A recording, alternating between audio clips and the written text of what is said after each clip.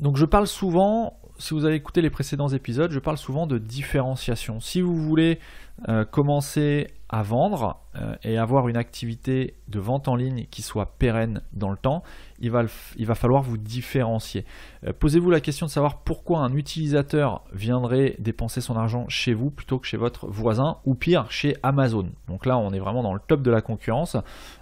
Pourquoi est-ce qu'on va venir chez vous qui ne vendez qu'un seul type de produit alors que sur Amazon pour quasiment le même prix il peut trouver un petit peu ce qu'il veut et c'est beaucoup plus pratique de tout commander sur une seule plateforme plutôt que d'avoir des comptes sur différents sites. Donc voilà, la différenciation c'est le maître mot de cette ressource et il faut qu'on se rappelle de vous.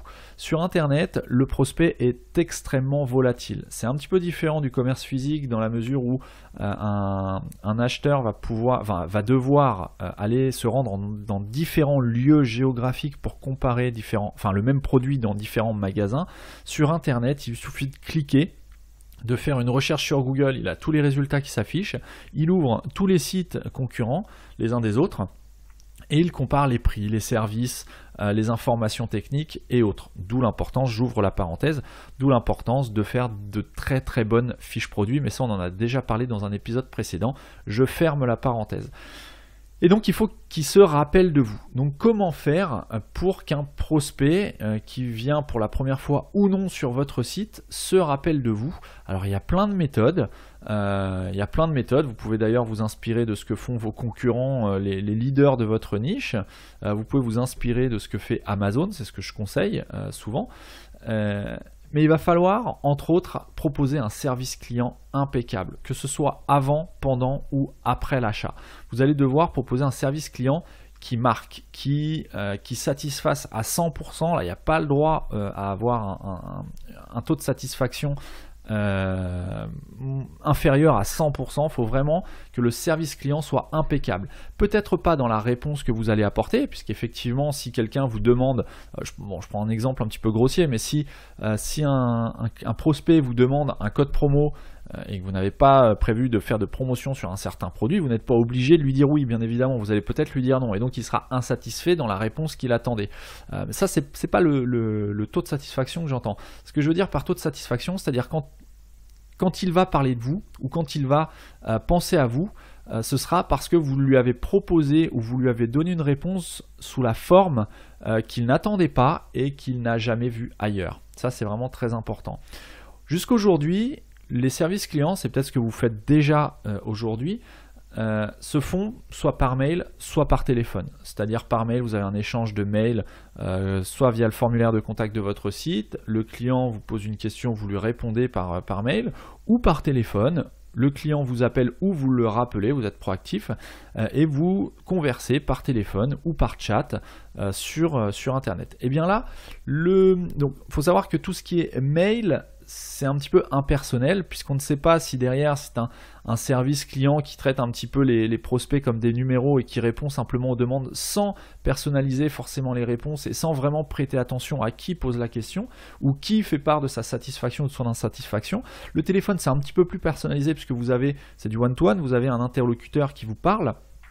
Voilà, mais ça prend du temps, vous n'avez pas forcément les moyens de mettre en place un call center de façon à répondre à tous vos clients. Vous-même, pendant que vous êtes au téléphone, eh bien, c'est du temps que vous ne passez pas peut-être à améliorer votre boutique, à référencer de nouveaux produits, à améliorer votre stratégie marketing. Bref, le téléphone, c'est vraiment très chronophage. Donc, ce que je vais vous proposer, c'est un service qui s'appelle Bonjoro, bonjoro.com, B-O-N-J-O-R-O, qui vous permet de faire du service client par vidéo. Du service client, qui vous permet d'envoyer des vidéos par mail. Je m'explique. Bonjoro, donc je ne suis pas du tout sponsorisé par Bonjoro, il n'y a aucun lien d'affiliation. Volontairement, je ne mettrai pas la ressource dans les notes de l'épisode pour que cette ressource soit vraiment consacrée et réservée à ceux qui auront écouté cet épisode. Donc je parle vraiment des auditeurs et pas des personnes qui tomberaient un petit peu par hasard sur le post de l'épisode sur marketing301.net/19. puisque c'est le 19e épisode. Donc voilà, cette ressource, je vous la rappelle, c'est bonjoro.com, bonjoro.com, Vous avez aussi une application sur iPhone, j'imagine qu'elle est disponible aussi sur Android. Sur iPhone, vous cherchez simplement sur l'Apple Store, vous cherchez Bonjoro, tout simplement, vous allez trouver, c'est un petit logo, la fenêtre de l'application, c'est un petit logo jaune. Je suis en train de le chercher. Voilà, c'est un panda, hein, je pense que c'est un panda noir dans un carré jaune. Donc c'est différenciant d'ailleurs pour le coup. Et cette application va vous permettre d'enregistrer des vidéos directement depuis votre smartphone quand vous recevez un message de quelqu'un. Vous allez pouvoir enregistrer une vidéo de votre réponse, faire 2-3 clics sur l'application Bonjoro et ça va envoyer votre réponse en vidéo. L'avantage, c'est quoi?